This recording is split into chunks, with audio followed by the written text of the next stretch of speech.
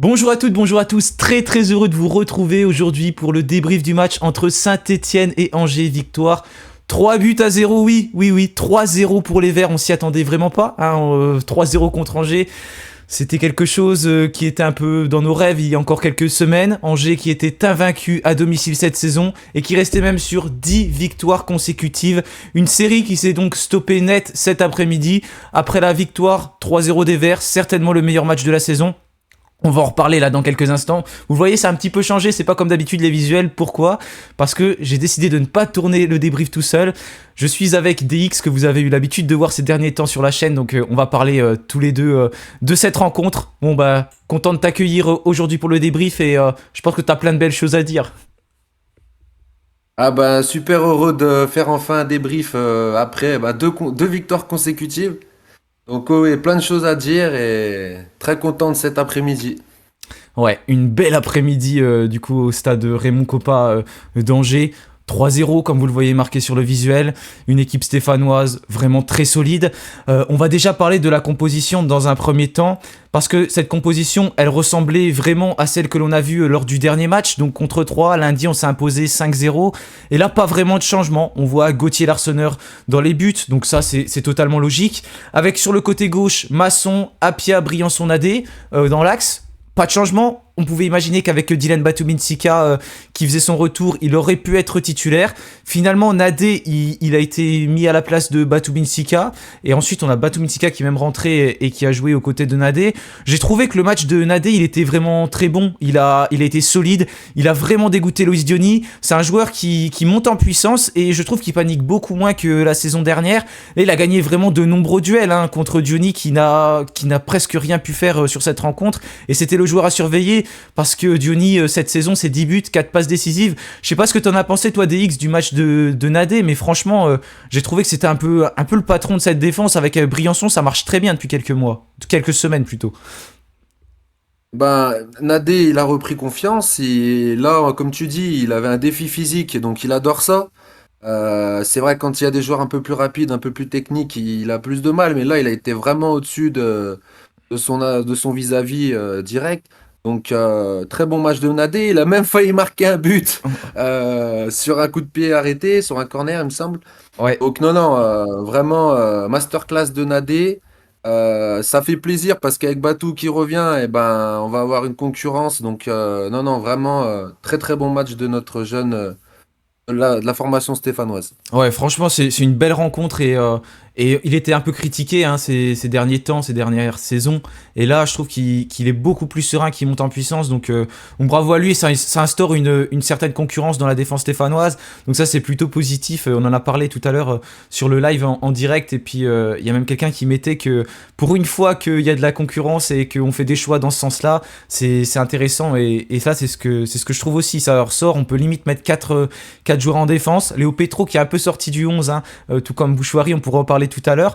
On voit plus trop ces joueurs en ce moment. C'est peut-être ceux qui ont un peu perdu leur place. Mais en tout cas, c'est très intéressant de la part de Saint-Etienne. Et Denis Apia sur son côté droit, j'ai beaucoup critiqué Apia ces derniers temps. Donc là, il fait un bon match.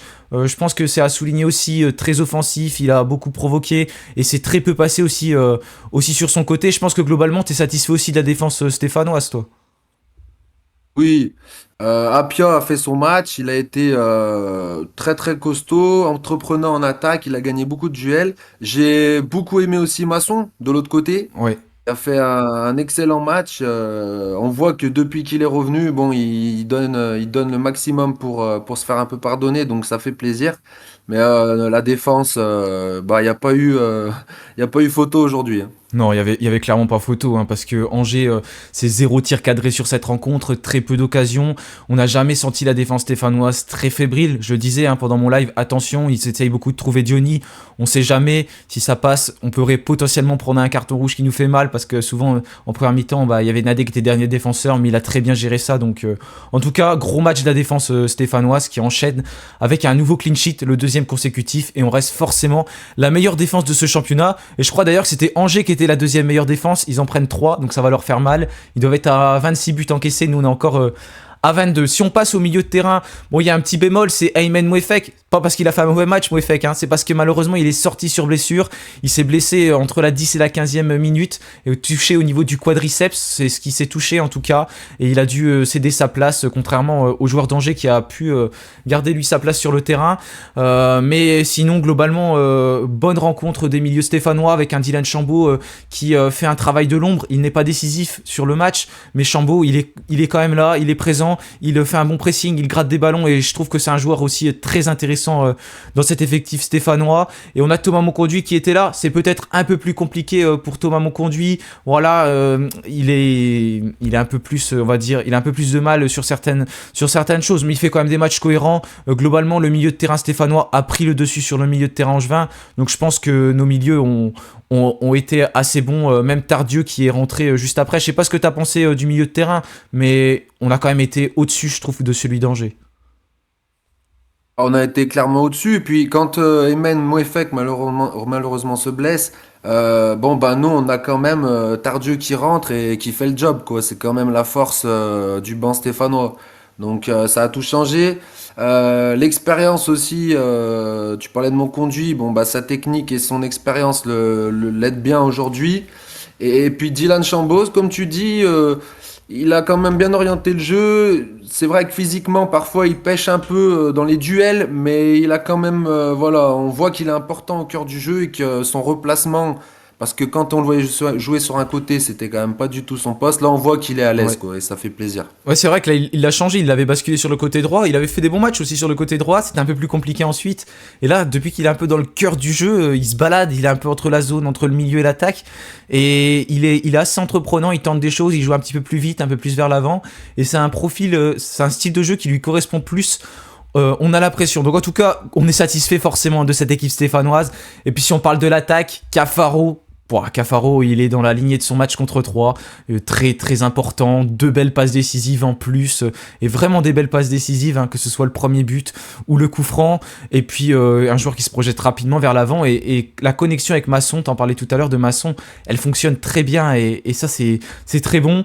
Sissoko qui a touché peut-être moins de ballons que contre 3, mais Sissoko, voilà, il pèse sur la défense, il a pris beaucoup de coups, et ça permet de libérer des espaces, notamment un Cardona qui a marqué ses 2 premiers buts sous le maillot vert, et qui a été libéré. La première mi-temps de Cardona, j'en parlais dans mon live, c'était un petit peu compliqué avec encore du déchet technique, mais quand il a marqué ses 2 buts, eh ben, on a senti qu'il a pris confiance, et c'est franchement 2 très beaux buts, parce que le petit piqué, eh ben, Yaya Fofana, il peut rien faire dessus, et le second but sur le coup franc, très bel appel de balle, il est hors jeu, il revient, il marque ce but de la tête, c'est magnifique. Franchement, un bon travail de nos attaquants. Je pense que tu es satisfait par l'attaque aussi, parce que on parlait de cette attaque qui était en difficulté depuis le début du mois de janvier, et là c'est 8 buts en 2 matchs. On disait ouais, c'est 3, c'est faible, etc., etc. On en a mis 3 Angers.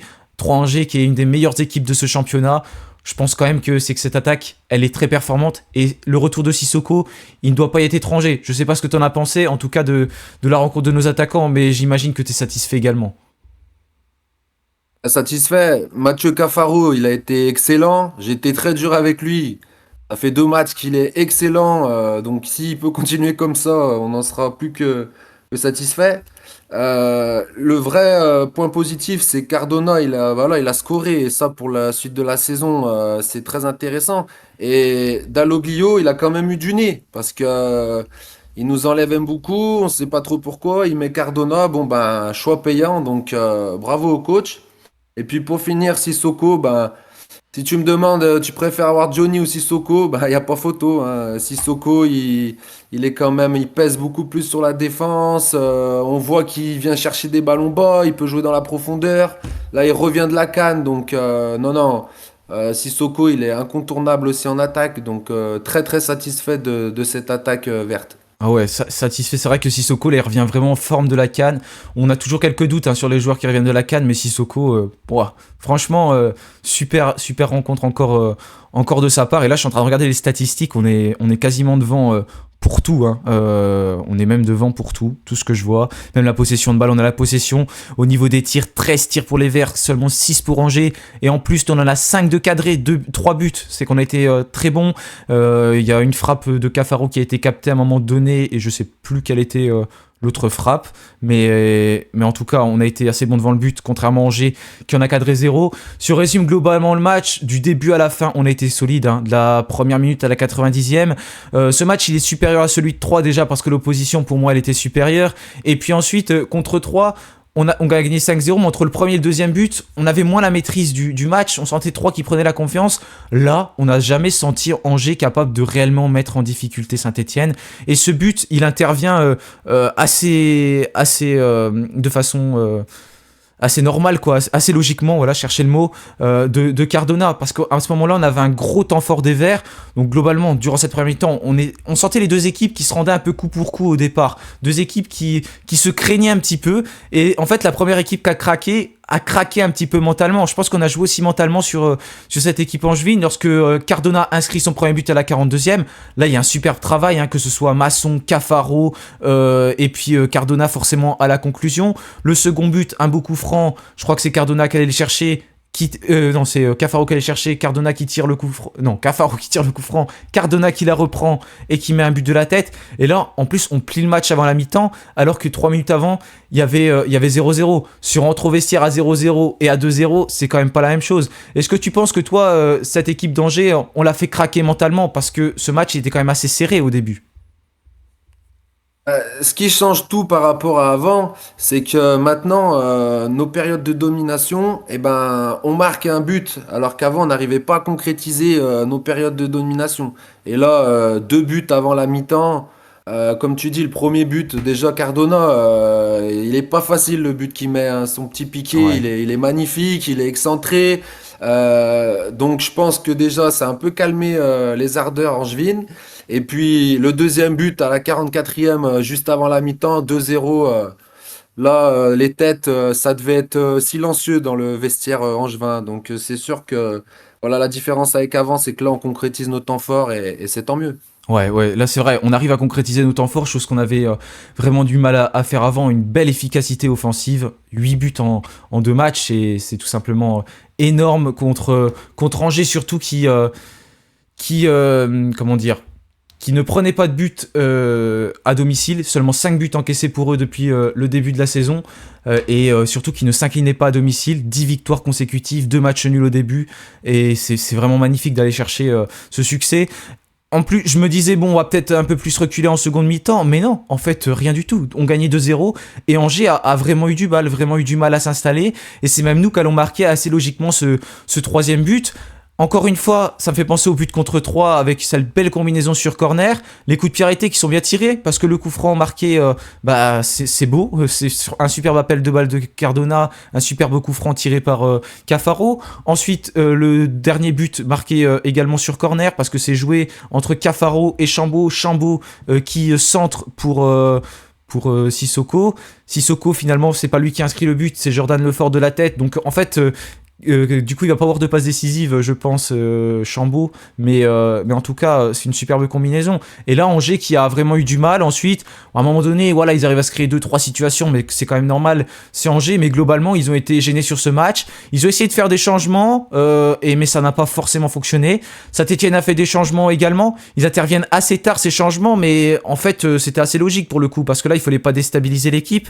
On a Cardona qui sort à la 70e, remplacé par Mboukou. Batou Binsika qui vient donc remplacer Anthony Briançon, un changement défensif, un changement offensif.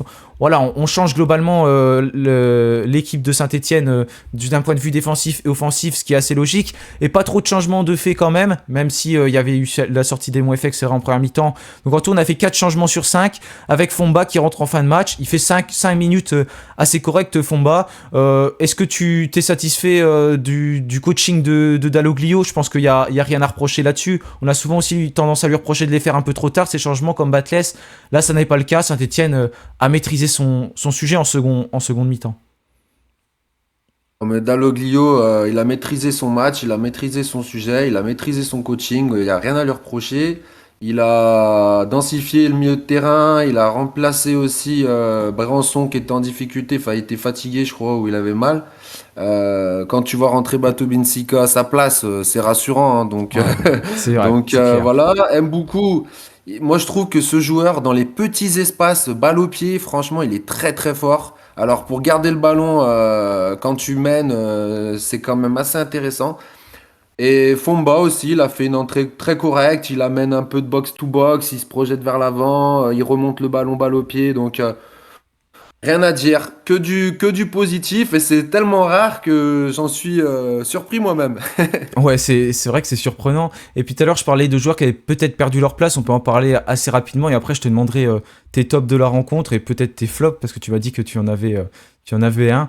Est-ce que Léo Petro, Benjamin Bouchoirie ont perdu leur place dans ce 11? C'est surprenant. On disait Bouchoirie, c'est peut-être le meilleur milieu de Saint-Etienne. Et là, bah, on voit que ces derniers temps, il a perdu sa place. Il n'est plus là. Et Saint-Etienne performe. Léo Petro, pareil, qui n'est plus sur le côté gauche ou dans l'axe, préféré à Nadé. Non, Nadé préféré à Petro. Masson préféré à Petro. Ces choix de Dalloglio, ils semblent logiques, en tout cas. Est-ce que tu penses que ces deux joueurs ont définitivement perdu leur place cette saison? Parce que, surtout pour Bouchoirie, je trouve que c'est quand même assez surprenant, même si je parlais aussi ces derniers temps que oui, il perdait sa place parce qu'il était beaucoup moins bon et il montrait moins de choses. Dalloglio a l'air de l'avoir sanctionné quand même là. Concernant Petro, je me fais pas trop de soucis parce que on l'a vu très souriant après le match, il était heureux de la victoire et je pense qu'il comprend les choix de Dalloglio par rapport à ses performances et celles de ses concurrents entre guillemets directs. Pour Bouchoirie, je suis un peu plus sceptique. Je me demande s'il paye pas un petit peu peut-être son comportement ou son tempérament. Alors j'ai pas d'infos par rapport à ça, mais c'est vrai que comme on parlait avant en off, bon, il n'a pas été pris à la canne et voilà, il n'a pas eu non plus le meilleur des comportements après ça. Oui, c'est sûr que c'est le grand perdant de ces 15 jours là, enfin depuis que Ouais. Dalloglio est là et puis surtout les derniers matchs. Après, bon, la saison est encore longue, il peut revenir. C'est un très bon joueur, donc je pense que ça lui fait pas de mal aussi. Il est jeune, il va comprendre, et puis il va travailler pour revenir, et ça sera une plus-value quand il rentrera sur le terrain. Ouais, et puis ça montre au moins que le milieu de terrain stéphanois, il est aussi assez fourni. On peut se permettre de faire des changements maintenant et c'est vraiment pas plus mal. Et c'est des choses qui nous manquaient. Le mercato, encore une fois, j'avais dit qu'il était pas forcément réussi. Je reste sur mes propos parce que pour moi, il n'est pas forcément réussi. Mais quelque chose qui a changé, et on en parlait aussi, c'est que les joueurs mettent l'intensité. En fait, on savait que cette équipe stéphanoise, elle n'avait pas un niveau médiocre. On l'avait vu sur certaines phases, ils sont capables de le faire sur certains matchs. On l'a vu contre Angers, justement, le match d'avant, contre Laval, et sur plusieurs rencontres à quelques reprises. C'est juste que voilà, il faut mettre les ingrédients nécessaires, l'intensité. Là, il y a un pressing qui a été mis et qui est très très intéressant et qui fait reculer aussi les équipes qui ont du mal à construire le jeu. On a un effectif qui est taillé pour monter normalement et enfin les joueurs bah, se mettent au service du collectif et semblent faire des choses et on voit des sourires, on voit voilà même dans le stade etc. Là, ça fait plaisir de voir les supporters heureux qui se déplacent, qui font encore 600 km, qui remplissent le parcage et qui ont le sourire. Forcément, pour nous, c'est que du bonheur de pouvoir commenter ça. On parlera du classement juste après. Je vais te demander quand même tes tops et tes flops de la rencontre, faire un tour rapide et après on reviendra sur le classement. Je pense qu'il y a quand même pas mal de tops. On va pas sortir toute l'équipe parce que c'est pas possible, mais vraiment les joueurs qui t'ont marqué sur cette rencontre. Et du coup, donne-moi ton flop parce que ça m'intéresse aussi. Donc mes tops, j'ai mis Mathieu Cafaro en premier, Masson, on avait parlé de Nadé et Denis Sapia, donc trois joueurs de la défense, un joueur en attaque. Donc ça sont mes tops. Vraiment Cafaro, masterclass, vraiment très Mm. très bon. Et Michael Nadé, qu'on a beaucoup critiqué, il mérite d'être dans ce top sans problème. Ouais, je Donc, suis et d'accord avec ensuite, toi, ouais. pardon, vas-y. Non, je suis d'accord avec toi. C'était les joueurs qui ressortaient pour moi aussi le plus.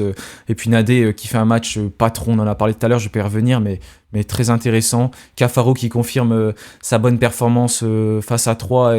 Et de toute façon, globalement, hein, l'ensemble de l'effectif a été bon. Et Cardona, ça me fait plaisir de lui voir marquer un doublé. J'espère que ça va l'aider à prendre confiance et qu'il va pouvoir performer sur les autres rencontres. Maintenant, j'attends ton flop parce que c'était pas le joueur que je pensais, donc on va voir. Non, alors en fait, c'est un demi-flop. C'est quelque chose que j'ai trouvé assez dommage. Sur deux, trois ballons chauds, j'ai trouvé que le jeu au pied de notre gardien Ah. laissait un petit peu à désirer aujourd'hui. Alors après, c'est vraiment pour trouver un flop parce que on peut rien reprocher à notre Gauthier Larsonneur qui fait une saison très très très très bonne. Mais voilà, j'ai trouvé que, alors il a été mis en difficulté, mais il n'a pas été trop serein au pied et on a perdu quelques ballons là-dessus et ça m'a un peu, voilà, un petit peu choqué sur le moment parce que c'est pas son habitude. Bon, 3 fois rien. Et après, le gros point négatif de ce match, on y revient, c'est la blessure d'Emen Mouefek. Ouais. Emen qui est fragile, on le sait. J'espère que c'est pas trop grave parce que c'est un joueur qu'on adore et qui fait vraiment le boulot. Même quand on perdait ou qu'on jouait mal, bah, il y en a un qui sortait du lot, c'était Emen Mouefek. Mais voilà, mon petit tacle, c'était pour le jeu au pied de Gauthier Larsonneur, même si j'adore toujours ce gardien. Ouais, ah oui, d'accord, ok. Bah, oui, c'est vrai que le jeu au pied, ça a pas été trop son fort aujourd'hui. Mais après, il a pas eu grand chose à faire et tout durant le match. Mais c'est vrai que c'est la seule chose peut-être qui a été un peu moins bonne, mais pas de quoi. C'est un demi-flop, comme tu as dit, pas de quoi mettre Non, l'Arsenal, voilà, bien évidemment. un C'était juste mini flop. pour sortir quelque chose. C'était juste pour sortir quelque chose. Exactement. Ok, et bah ouais, après de mon côté, j'ai pas vraiment de flop à ajouter, hein. On gagne 3-0 contre Angers. C'est globalement tout le monde a fait le boulot, donc je suis satisfait de tout le monde. On va faire un point sur le classement parce que je rappelle qu'il y a des rencontres hein, ce soir. Hein. On était la première, on était la dernière de la 24e journée, on a la première rencontre de la 25e journée. Donc là, on repasse 5e du championnat provisoirement. On a 38 points. On met la pression sur Grenoble et sur Laval qui sont juste devant nous. J'avais regardé pendant le match contre qui jouait Grenoble et Laval et je m'en souviens déjà plus. Je crois qu'il y a une équipe qui jouait contre 3 et l'autre, je me souviens plus. Si tu t'en souviens, n'hésite pas. Et du coup, il y a aussi Ajaccio derrière, Amiens 35 points, Pau 34. Si on s'incline, si les autres équipes gagnent, pardon, en fait, on peut repasser, même pas 8ème, parce qu'il faudrait que Amiens en mette 5. C'est possible, mais ça m'étonnerait. On peut être 7ème au pire à la fin de cette 25e journée de Ligue 2. Donc on met quand même la pression sur Angers, hein, devant. 38 points pour nous, 46 points pour Angers. Et puis la pression sur le podium. Qu'est-ce que t'en penses, toi? On était très pessimiste hein, il y a quelques temps. On avait fait une émission, on essayait de trouver des solutions. Tu penses que c'est possible d'aller chercher Angers deuxième, potentiellement? Est-ce que Angers, pour toi, va s'effondrer ensuite? Déjà, on va faire rapidement notre mea culpa, même s'il faut pas s'enflammer. On a quand même été dur. Là, les Verts nous font tous mentir, hein, je dis bien tous. Donc, aller chercher Angers, je pense que là, on va recevoir Annecy. On va aller au PFC à Paris. Et ensuite, on va recevoir Auxerre, Ouais. qui est quand même premier de Ligue 2. Je pense que si on arrive à mettre 7 points sur ces 3 matchs, ce qui est c'est-à-dire 2 victoires et un nul, euh, ah bah clairement, Saint-Étienne peut jouer les premiers rôles et puis faire concurrence à Angers. Après, il reste, je crois, 38 ou 39 points à distribuer. Enfin, c'est beaucoup, hein. Donc, tout est possible. Angers, ils sont quand même dans une dynamique très très négative, hein, et c'est pas leur première défaite Oui, contre c'est Saint-Étienne. vrai. Donc, oui, après, voilà, il faut pas oublier qu'il y a Grenoble, il y a d'autres équipes. Nous, on n'est pas sûr de faire des bons résultats à Paris ou même on peut faire une Ah contre-performance oui, contre Annecy à domicile. Donc, on s'enflamme pas, mais si on est optimiste et qu'on marque, oui, 7 points dans les 3 prochaines rencontres, moi, je pense qu'on est capable, en jouant de cette manière, d'aller chercher troisième ou deuxième place. Ouais. ouais, et ce championnat, je sais pas si c'est qu'il est serré ou qu'il est faible cette saison, mais c'est vrai que on voit Saint-Etienne, on a quand même 9 défaites et on est 5e provisoire de Ligue 2, c'est encore une fois très serré. Et Angers, c'est vrai qu'il est sur une très mauvaise dynamique, qui était 14e sur les 5 derniers matchs, et là ils vont encore en prendre un coup. Cette fois-ci, le coach Alexandre Dujeu avait parlé notamment des absences à la CAN. Bah là, ils étaient revenus, ces joueurs de la CAN, et Angers a été mis en difficulté. Donc c'est bien pour nous, 39 points, il reste à prendre. Tout est envisageable. T'as raison, faut pas s'enflammer parce qu'on a été trop déçus par cette équipe. Maintenant, on a pris de l'expérience à ce niveau-là. On a tendance à s'enflammer et après, on retombe quoi, tout simplement. Donc, on espère qu'on va réussir à enchaîner. Et le calendrier, c'est vrai, il est pas facile. Annecy, à domicile, on doit prendre 3 points obligatoirement. À Paris, pareil. Et puis, Auxerre, ça va être un match compliqué contre la meilleure équipe de Ligue 2 qui nous en a mis 5 aussi au match aller. On va avoir une revanche à prendre parce qu'on a du mal à battre Auxerre ces derniers temps. On les a pas battus depuis des années, hein, parce que on les a pas battus en Ligue 2. Ils nous ont battus en barrage. J'avais été les voir Saint-Etienne en Coupe de France contre Auxerre il y a 5-6 ans au stade Abbé Deschamps. On avait perdu aussi Ça, c'était joué aux prolongations en Coupe de France. Et ça fait bien peut-être 10 ans qu'on n'a pas battu Auxerre, peut-être bien largement. Mais il va falloir s'imposer à Geoffroy Guichard. Bah, j'ai fini. Si t'as quelque chose à rajouter, n'hésite pas. Mais je pense on a pas. Oui, juste terminé. Moi, je suis assez heureux de voir que la SS ne mourra jamais, hein, parce que l'affluence du stade Raymond Kopa, Ouais. c'est 7 000, et puis quand on vient jouer, c'est 15 000. Ouais, même Donc 16 000, je crois, là. Ouais, voilà, j'aurais voulu terminer là-dessus parce que c'est tellement gratifiant et jouissif de voir ça chaque week-end. Ah ouais, ouais. Voilà, bravo aux supporters. C'est vrai, et puis il y avait bon nombre de maillots verts dans le stade alors qu'il n'y avait pas le droit de venir avec un maillot vert. On va pas revenir sur cette chose qui était assez lunaire, mais et le parquage qui est assez haut dans le stade Raymond Kopa et qui était plein quoi.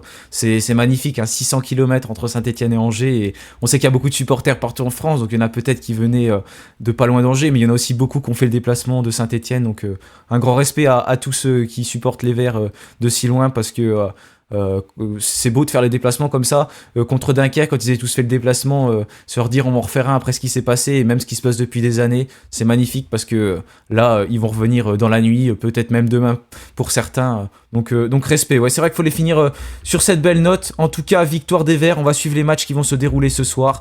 Merci à toi d'avoir intervenu. C'était top de pouvoir faire le débrief ensemble. C'est bien comme ça de pouvoir faire à deux. C'est très complet et on peut débattre aussi. Donc merci, et puis voilà. En tout cas, on se retrouvera très bientôt tous pour une nouvelle vidéo. Peut-être une cette semaine, mais peut-être que ce sera à l'avant-match, je sais pas. S'il y aura des choses à dire, on verra au niveau de l'actualité, etc. En tout cas, bonne nouvelle pour les Verts parce qu'on s'impose. Les Verts se sont aussi imposés contre Reims, donc ils réalisent une très belle opération. Un magnifique samedi pour l'AS Saint-Etienne. Je vous souhaite à tous un bon week-end, et puis à très bientôt, et bien évidemment, allez les Verts, salut à tous. Salut, allez les Verts, et merci.